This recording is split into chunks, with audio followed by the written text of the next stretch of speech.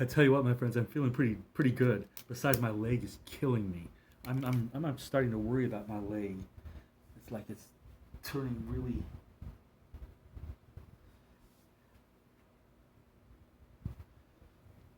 It's getting serious.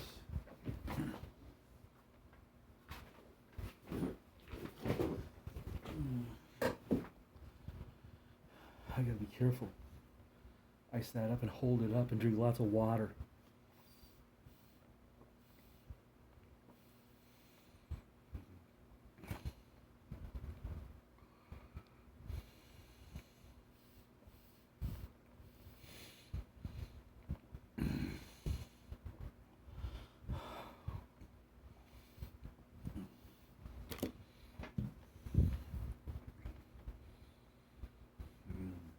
I need cherry juice.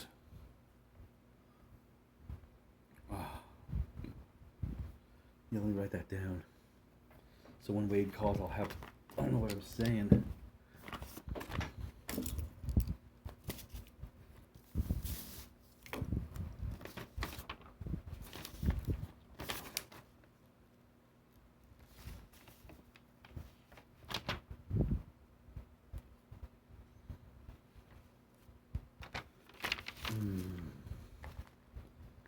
Yeah.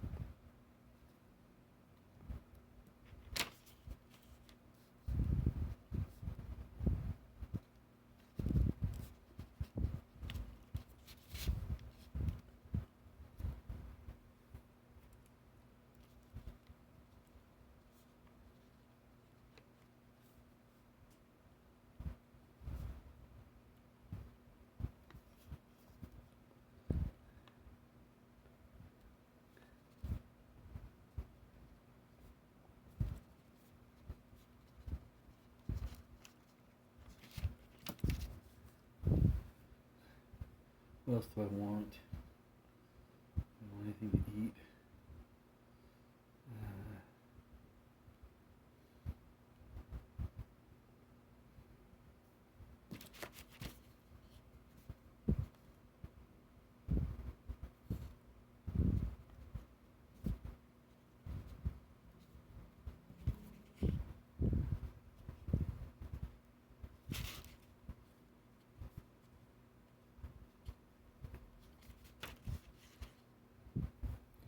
Okay, I need Wade to pick me up 2 bottles of cherry juice, organic if possible, and then one of those big rectangular boxes of water that has a, disposable, probably like $5 or something. I don't know how much they cost. I want the biggest water, and they have a little handle on the box. Just the biggest water that's available in one container. I'm not talking like a 5-gallon jug. I mean, that would be awesome, but and he has a cooler for it. But I wonder if Wade can take me maybe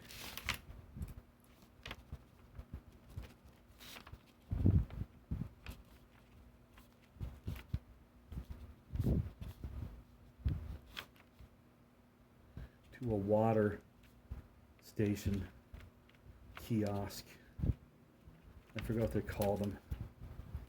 The blue boxes, the 30, typically in San Diego it can range from 25 to 30 cents a gallon, depending on the neighborhood. That's the water that I drink primarily.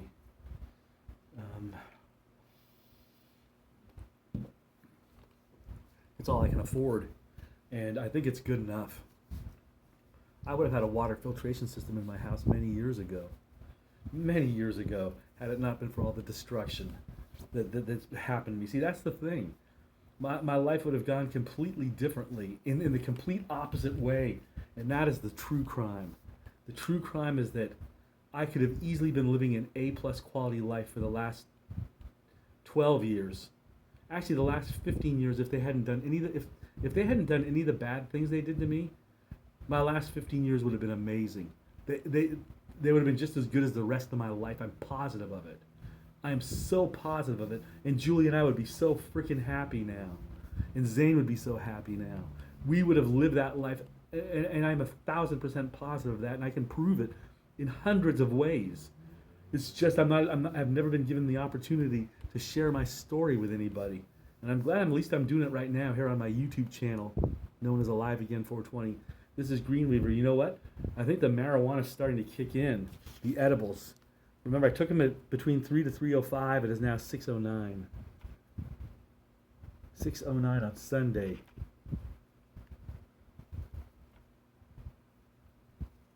October, whatever the hell that says.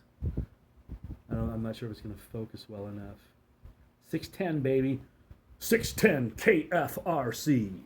6:10 KFRC with John McFlanagan. Was that his name? I can't do a radio. Well, maybe I can. I just said I can't do a radio voice, but I kind of just did one there. I don't know if it was good or bad, because I'm stoned, and everything seems good to me right now. And you know what sounds good? These bananas, it's like I didn't consume them quick enough. They've been sitting over in the corner for like 2 days, just sitting. Maybe even 2.5 days. Luckily,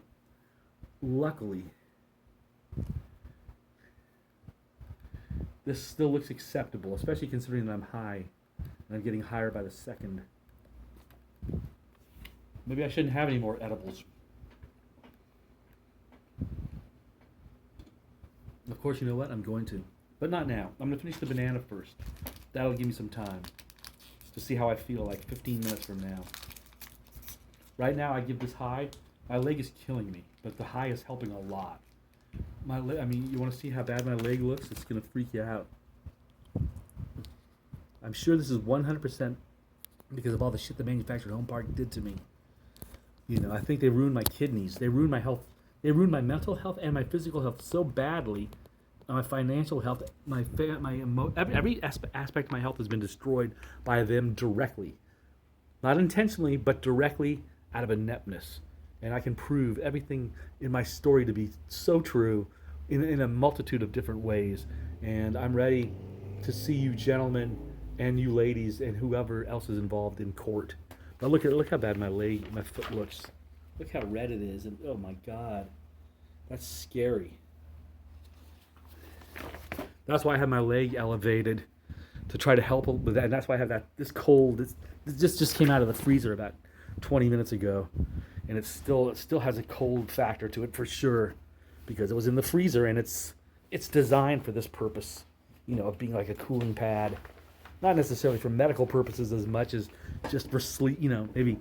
If you're having a warm night and you need some extra coolness under your sheets, I would do that often, because that's another way they ruin my life. The air conditioning system in my home, and the fact that the house was never sealed properly, and just so many things, and the fact that I haven't been able to fix the plumbing for years because of all the trauma that you've put on my life. That's made my water bill go way up because there's always water leaking. I can't afford to fix the toilet. And it's like I've been that strapped. Where the toilets and both of them actually leak.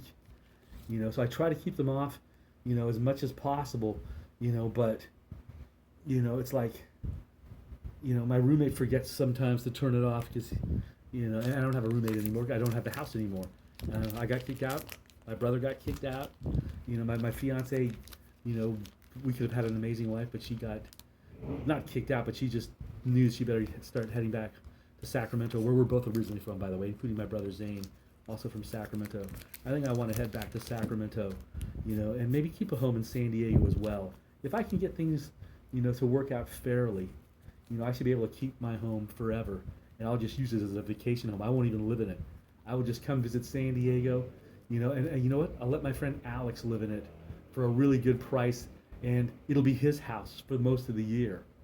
And I'll give him a really good rate on it, and it'll also have a studio in it, which I will put in there for him to enjoy. And then when I come to visit, now maybe I'll come visit San Diego like maybe 2 or 3 or 4 times a year, especially in the summer.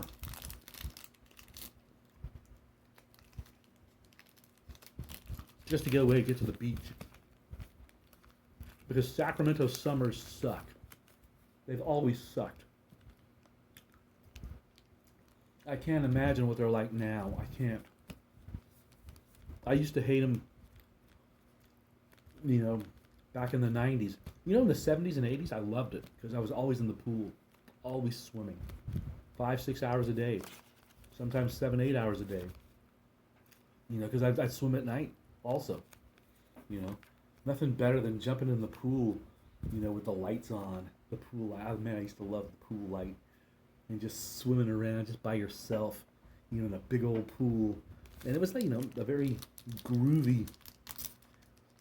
I really dug the backyard that we had when I lived on Andrews Circle.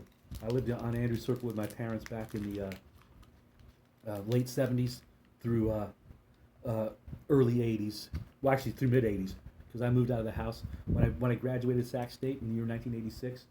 That's the year I moved out. I was smart, and I got along great with my family. My mom and my dad, and of course my brother, Zane. I always looked after him, and we were really close to our cousins, Margaret, Terry, and Patty. And I also had cousins on my dad's side, Z. He liked to call himself Z. Man, a soccer nut. Man, Pele was his hero. I hope you're doing well, Z, and his brother Ed. And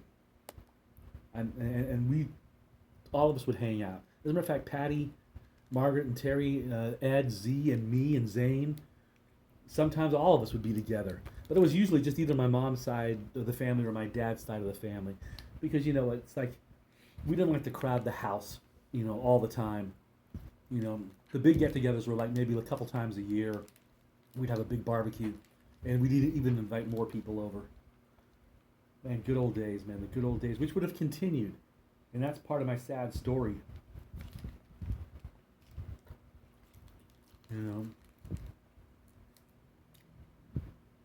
I could have been living an amazing life with my brother and my fiancée Julie and all my friends.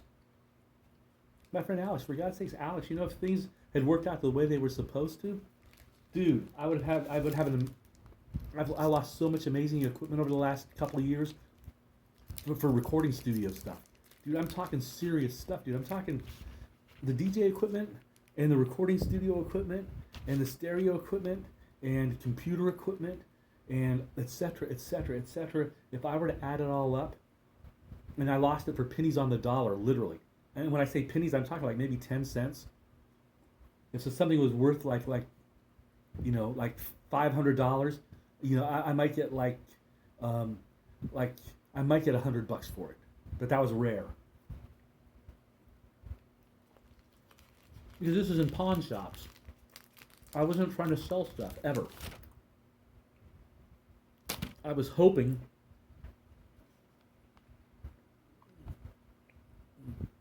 that I'd be able to figure out my problem and get it resolved and then get my stuff back. And I would have been able to, but they kept piling more stuff on and more stuff on. And that's the thing. That's exactly what happened.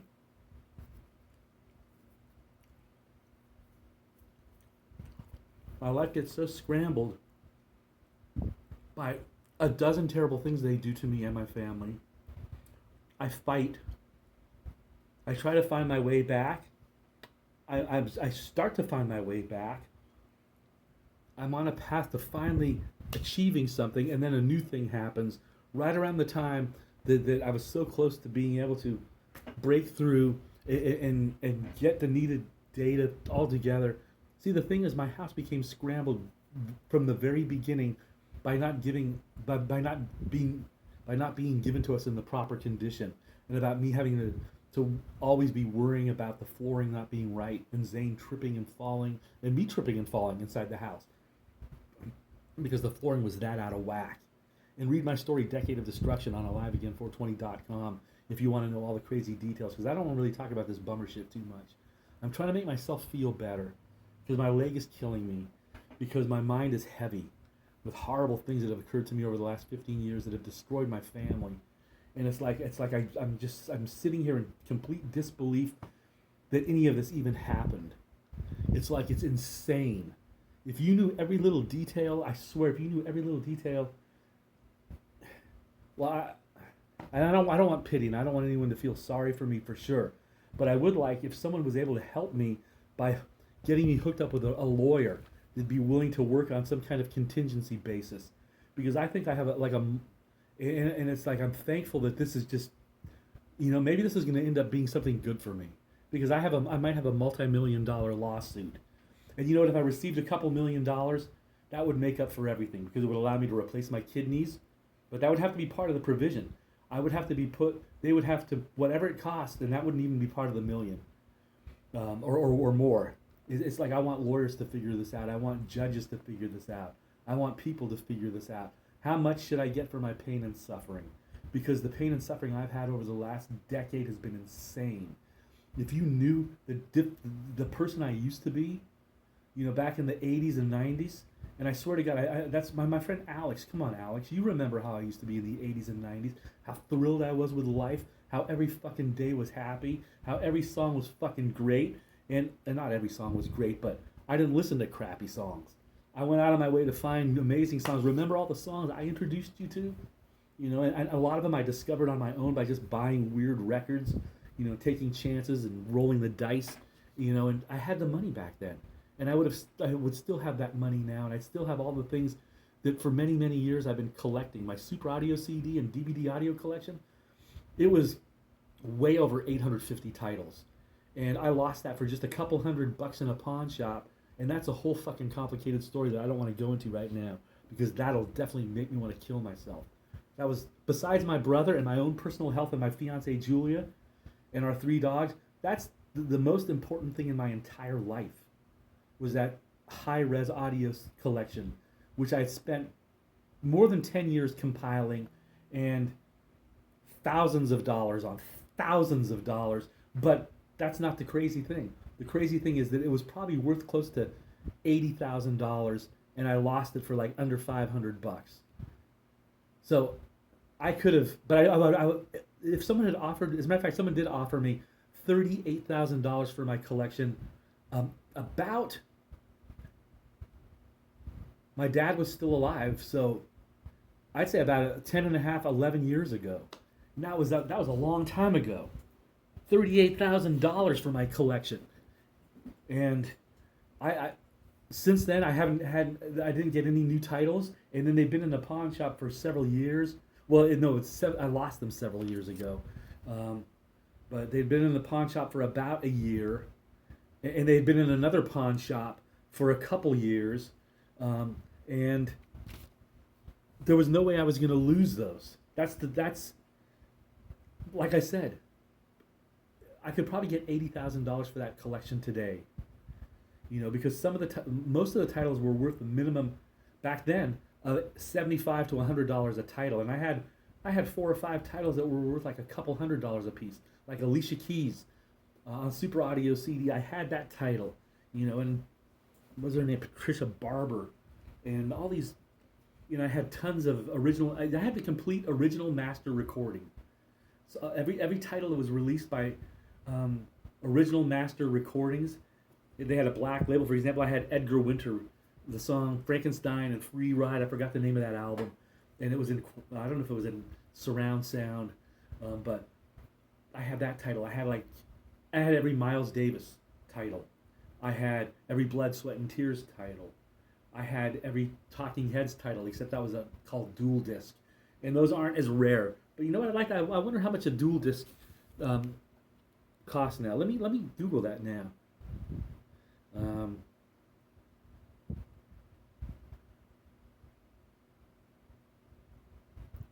Let me go to Google. Okay, let me enter my microphone. Well, my microphone's not on, so I'm gonna have to type it, but that's okay. That's good for my stony brain to actually have to do some work. Except I struggle with these damn phones. I like computers for this kind of jive. Computers are way easier to navigate than a smartphone, at least for me. You know, and I have a cheap ass smartphone because I can't afford. You know, I've always had the top ever since 1991, and I started buying CDs in 1982, one of the first in the whole United States of America. I had over 1,000 CDs in my collection by 1986. I had over 19,000 CDs in my collection by the year 2010. I've lost about 6,000 to 7,000 of them by having to sell them, you know, on Craigslist and shit, and you know, swap meets and whatever, just to try to make money, because of all the money I lost from my brother being evicted, and my knee being injured, and not being able to do the work of being a DJ, which is something that's the only thing I really know how to do well. Be a DJ, play the right music all the time. And I have friends that'll back this up. My friend Kara Lee in Sacramento. I hope you and Shad and how many kids do you have now? I know it's at least 3. Are you up to 4 now? I've been so out of touch with Facebook. I've been so out of touch with the internet. I've been so out of touch with email for the last couple years because my life has absolutely fallen apart. And you know what? I'm glad I'm talking to you, Kara Lee. And I'm going to also include in this thread my friend Craig from Sacramento. I want to include my friend Heather from Sacramento, my friend Laura from Sacramento, my friend Gil and his wife Amy, also from Sacramento. And I hope your dog, your German Shepherd's still doing well and still alive. Man, I dig the fact that you're a dog lover. Man, dogs are awesome, dude. Right on. It's like my 3 dogs got taken away from me. It wasn't Julie's fault. She took them to Sacramento, you know, where I'm from originally, as you know, and that's where she's from originally. So she took them just so when the eviction ended up happening, which actually did end up happening, and I didn't think it was going to, because I kept trying to tell the company, you know, they had been violating all my rights for years and years. I sent them an email and put a hard copy letter, 6-page, in a yellow envelope through their mail slot door on August 6th of the year 2019. And this was after like a month or maybe a month and a half of not paying rent. And the reason for that was because I didn't want to pay I could have easily paid the rent. I did not want to pay the rent. I wanted them to read the damn letter and contact me and discuss figuring some solution to the damn mess of a life they've made for me. That's all I wanted to happen. You know, but then they didn't respond to it. I literally sent it on August 6th, and you know what? They said I didn't send it. And I'm glad that I'm revealing all this in this video. Their lawyer even told me, no, that you're lying. You never sent an email on August 6th. Blah, blah. We got this one, you know, like a month later, roughly. Well, because I sent it a month later. I resent it. I didn't put a copy through the door again because it's like I was so beat down, and it's like I didn't get a reaction from the first one on either of them. And it's like I didn't want to fucking print up another copy. And I think my printer by that point, oh yeah, that was it. My computer wasn't working anymore. I couldn't print it up anymore. That's right around the time that my computer failed. And that's why for the past year, I haven't had an actual computer that works on the internet. So, I mean, I can do stuff on my smartphone kind of, but very difficult to work on a smartphone when you're broken and your mind is scrambled and you don't know how to use a smartphone, and it's not as efficient for that purpose in the first place, and you don't have anything bookmarked on your smartphone, and you keep getting interrupted with texts and calls. So I try to just keep my phone up, the volume off on my phone during this period in the first place.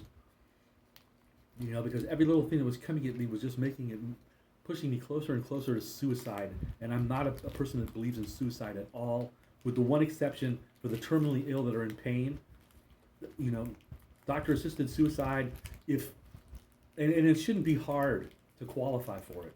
The person should be allowed to make the decision for themselves, and maybe depending on that's where the medical board should come in and decide how painful is this illness or this condition.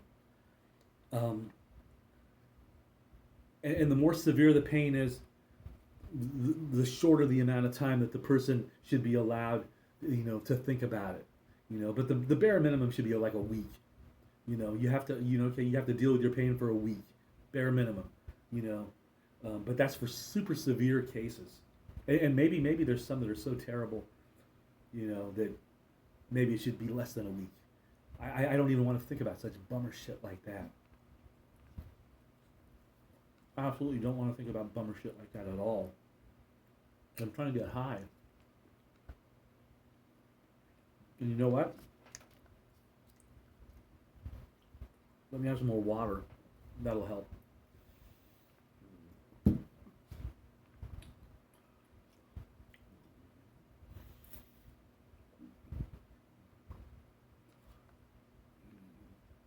This might be because I'm getting dehydrated. I'm trying to drink as much water as possible. And only water. I have lemonade. But I don't want to drink, you know. If I get really high in a little while, then I'll save the lemonade for that. But I'm trying to avoid sugar. I'm trying to lose weight. I'm trying to get my health back. My health has been stolen by me. By them. My health has been... Really, it's just been destroyed. And it bums me out. See, I'm thinking about the bad shit. And 10 seconds ago, I was starting to feel kind of happy, like my old self. The way I used to feel back in the 80s and 90s. Way before I discovered marijuana. That's a really important part of my story. I'm glad I'm throwing this in. And I also want to say a big shout out to Jimmy Kimmel Live. The greatest show on TV, period. You know, I mean, I love Breaking Bad. I love Star Trek Next Generation. I love American Dad and Family Guy, and I even like Border Town a little. But the Cleveland show was cool. I mean, anything Seth MacFarlane does, he's a genius. Paul McCartney's a genius. To me, Dancing Danny Wright is a genius. What other people are on my genius list? John Flansburgh and John Linnell are on my genius list. Ezra, I can't say the last name properly. I hope it's something like Koenig.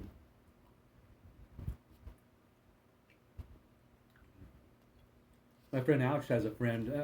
I met him one time years ago by the name, with that same last name. He's a musician in Sacramento. I'm not going to say his name though, because he just has the same last name as Ezra. And he's a friend of Alex, and I met him once, and he's a musician, and he's in Sacramento. And if all those fit the categories of what's falling into your mind, if you're from Sacramento, and you happen to know someone with the same last name as Ezra from Vampire Weekend, and they happen to play guitar, and they happen to be friends with Alex. I'm not going to say a last name here either, even though he's a radio dude, so I can actually say his name. You know what? I'm going to say his last name. You know, because he's a public figure. Alex Cosper. Alex Cosper, the creator of one of the greatest types of alternative formats in the history of the medium.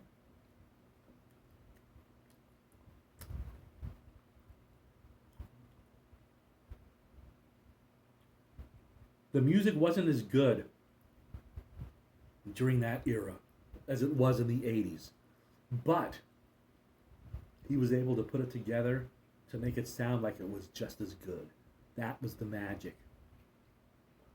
And of course, I think I could have done something very similar, because Alex and I we've always thought on the same level. And this is way before I discovered marijuana. He's been smoking pot since 1978 or 79. I forgot what year he told me he started. And I never knew that he smoked pot until about 2 years ago. Well, actually, about 5 years ago. I've been aware of him being a pot smoker for about 5 years. But I didn't start smoking pot myself until about 2 years ago. And that's when I finally started talking to him about it a lot. You know, Alex is probably my best friend of all time. It's not for sure.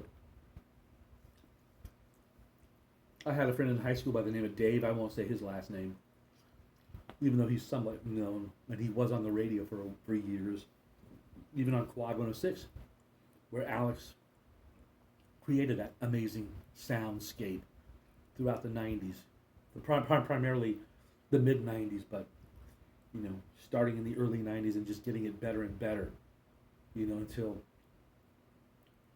Nirvana and Soundgarden and Pearl Jam and all these bands started exploding.